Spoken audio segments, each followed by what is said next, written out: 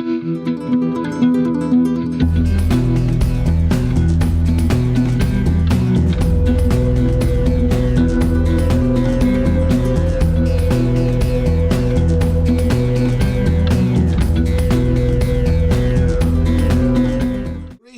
it's Ian from RTO here.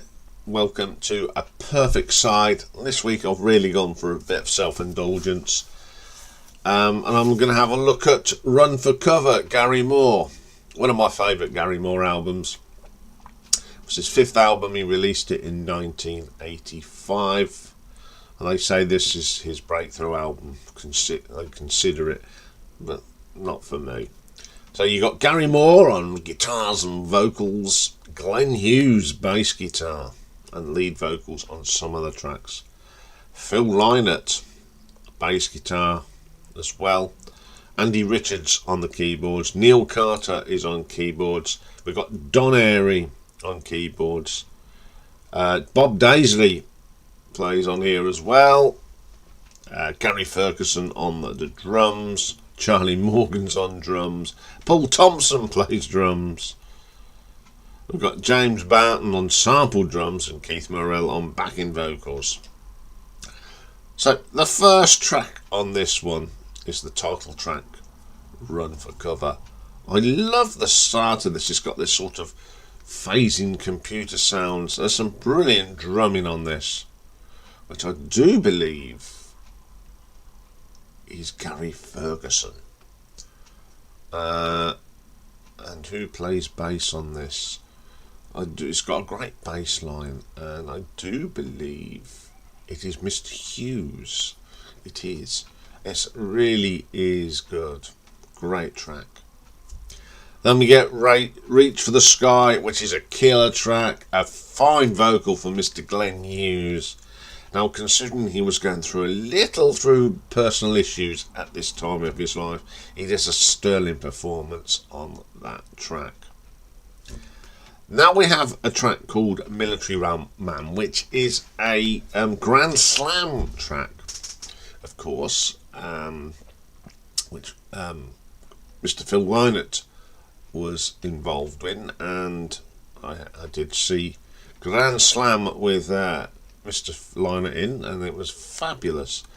And Military Man is a great track. I think Gary's is far better.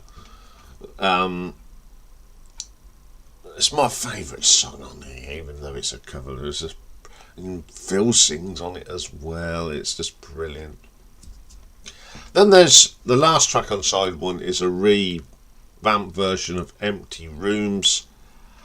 There's a little bit more keyboard on this than the other one. I like the song anyway. It's got a great guitar solo on it. Out of the two, I prefer the one on Victims of the Future, but I still like this. So that ends side one. Side two opens up with a banger.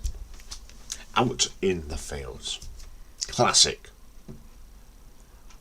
One of the last things we'd hear Phil do before his sad death. But the vocals between Phil and Gary are brilliant. I was lucky enough to see them do this. One of Phil's last performances with Gary. Absolutely brilliant. Then we get Nothing to Lose, which Glenn Hughes sings, and it's absolutely brilliant. Absolutely killer track. One of the best vocals from Glenn on this album. Once in a Lifetime. It's got a killer guitar solo from Gary on it. The track's a little bit different, but it's that guitar solo that really things it. Then we get probably one of my first favourite tracks on the album again, All Messed Up. Really heavy and hard. Great vocal from Gary. When I used to go and see Gary Moore, always a firm favourite with the fans. Best version of this was at Milton Keynes Bowl. Absolutely brilliant. And then we get the, I want to say it, the turd on the album. Listen to Your Heartbeat. Oh dear.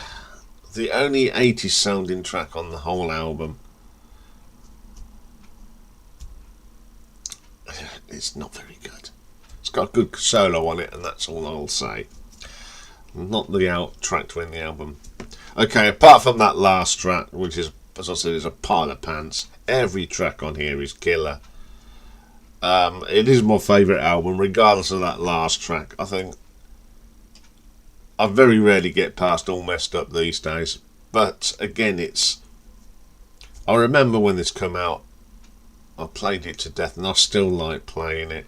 There's some super tracks on this album. Military Man, Reach for the Sky, Out in the Fields, All Messed Up, Nothing to Lose. So it was saying how to get your best side. So I took the weakest 2 tracks off the album, eliminated them, and come up with it.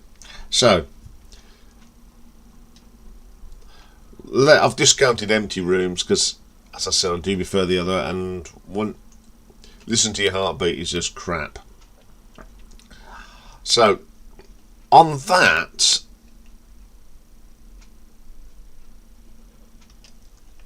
it's down to the other tracks.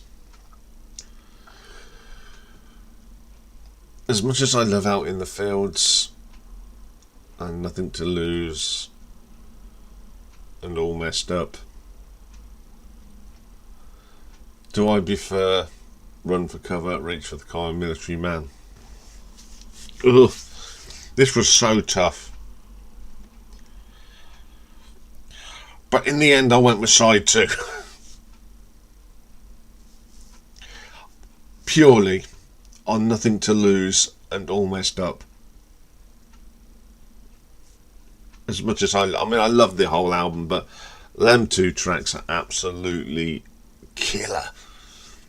So today it's going to be side 2. So there we go. That was a tough one. Anyway, that's all for today. I'm back tomorrow, and we have got a viewer's request, and we're going to look at the albums of Radiohead, featuring Wellingboro's very own Tom York. Yes, Tom York. Wellingboro's just up the road for me, and it's where some of my family come from on my mum's side. So a little bit of local history there. And tomorrow's retro ranking, a lot of people will enjoy this one. One of my favourite sort of new wave, gothy type bands. It's the brilliant Susie and the Banshees. So that's for tomorrow. So have a great day, everyone. Bye for now.